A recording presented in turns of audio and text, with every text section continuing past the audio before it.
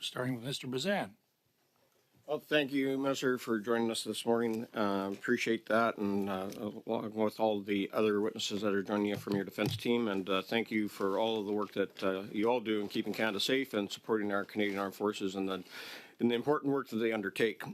Minister, in the defense policy update, when you compare defense spending that you plan for this year of $33.8 billion, the actual spending authorities for CAF and the Department of National Defense, and I'm not talking about the creative counting where we add in other eligible departments of about $7 billion, just the direct spending to CAF and to the Department of National Defense, that is only at $30 billion. Why the $3 billion shortfall?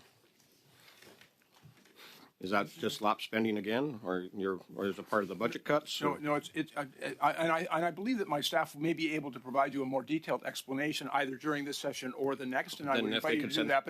But if I may just simply respond, we had in 2022-23, for example, $1.57 billion in lapsed spending. I think it reflects some of the challenges we have in actually spending the money that has been allocated and budgeted for the National Defense Department. The procurement, in particular, of large platforms, it's important because we are stewards of the taxpayer dollars that we make sure that we are spending them well and wisely and getting the best possible value for those investments, but at the same time acquiring the best of equipment. And I can share with you that of that $1.57 billion that lapsed in 2022-23, $1.45 billion of that, or 92%, is still available for defense spending for future years. And this includes $1 billion for adjustments to spending on capital infrastructure projects, $240 million in carry-forward expenditures. I have another long list. And you can send that to committee in the details. Clarify something? We'll definitely look at it. It's not creative accounting. Do you know, Minister, it's actual numbers. At $30 billion, you actually allowed defense spending, direct defense investment in Canadian Armed Forces and the Department of National Defense to slip below 1%. According to the Library of Parliament, their calculation is that we're at 0.95% when you don't count for the other eligible departmental spending of $8 billion.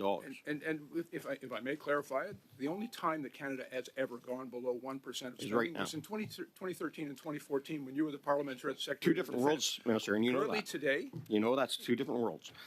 There is no war in Ukraine. There was no war in Afghanistan. We were out of Libya, and now we're sitting here where there's war on our front steps in NATO's eastern flank. It's only a fact that it did happen. I'm asking the question. And if I may, gentlemen. It works better when one person asks a question and another person gives an answer, not simultaneously. So I've stopped the clock. I'll allow Mr. Bazan to re-ask his question, and then we can go from there.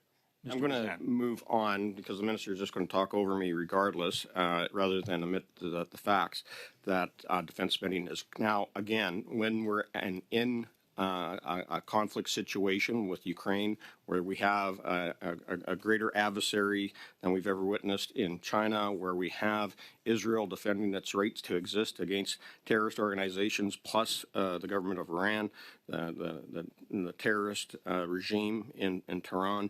I want to get down to NORAD modernization. $38.6 billion. We're getting new P-8s. We're getting new F-35s finally. That are all going to get delivered in 2026. Our air wings across this country, including our forward operating locations, have to be modernized and security has to be installed before we receive those planes. To date, you've only spent $30 million. Where is this money going? Like, why is it taking so long? We got planes coming and no infrastructure getting built. And again, Mr. Bazan, if I may be allowed to answer your question. We've actually budgeted $38.6 billion for NORAD modernization, and we're working very closely with the commander of NORAD and with our American allies in making those investments.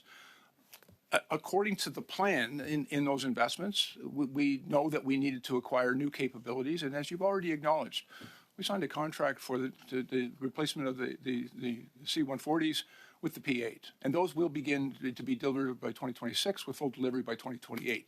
I think that's a very significant advancement. The wings going to be ready to receive them? Are the wings in Comox and Cold Lake going to be ready to receive them? And I would also share with you that we are also making concurrent significant new investments in infrastructure, building new airport runways and new infrastructure, and acquiring hangar capabilities for the new aircraft that are being acquired. But as part of NORAD modernization, I think the most significant initial investments, according to the plan that has been put forward by Canada and the United States under the NORAD umbrella, is investments in over-the-horizon radar and over-the-polar radar. So have we selected those sites yet where we're putting those up? And if I may, we have been advised by our allies that they are working through issues with respect to that technology, which will determine where we should make the best investment I got one. in the sites for those. I think there should be some equivalency between